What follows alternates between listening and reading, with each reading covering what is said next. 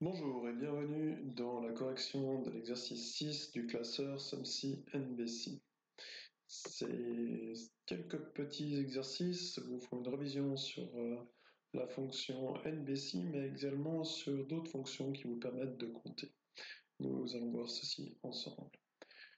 On vous dit ici le nombre de fois qu'apparaît le chiffre 5 à la NBC, puisqu'on va simplement compter dans le tableau le nombre de fois qu'on voit le chiffre 5. Alors la plage dans laquelle on compte, c'est celle-ci.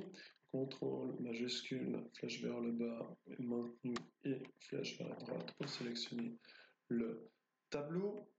Et maintenant le critère, point virgule, je vais ici prendre soit le 5 qui est dans cette cellule-là, soit le 5 qui est ici en haut, et je ferme la parenthèse.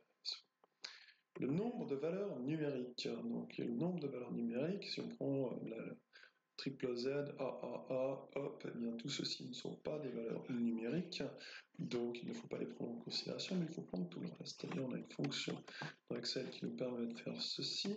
NB, ici on le voit, détermine le nombre de cellules d'une plage contenant des nombres. Donc NB de toute cette plage-là va nous permettre d'avoir uniquement, de compter uniquement les cellules qui ont une valeur numérique. Ici, on vous demande le nombre de cellules qui ont une valeur supérieure à 10.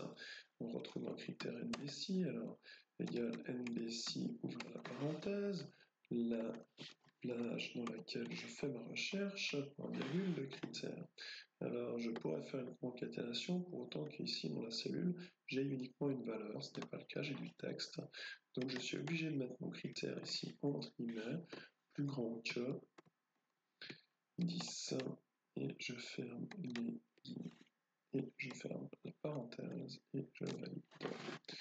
Nombre de valeurs inférieures à 8, c'est le même principe, égal nb.si, ouvre la parenthèse, je vais sélectionner la plage ici, hop, point virgule, le critère c'est plus petit que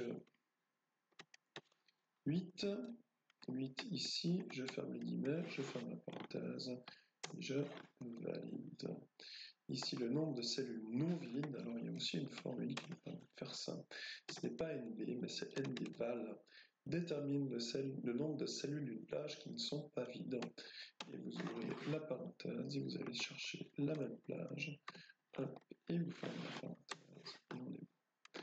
On va vérifier tout ça en changeant le numéro du scénario ici. Et on constate que l'exercice est OK.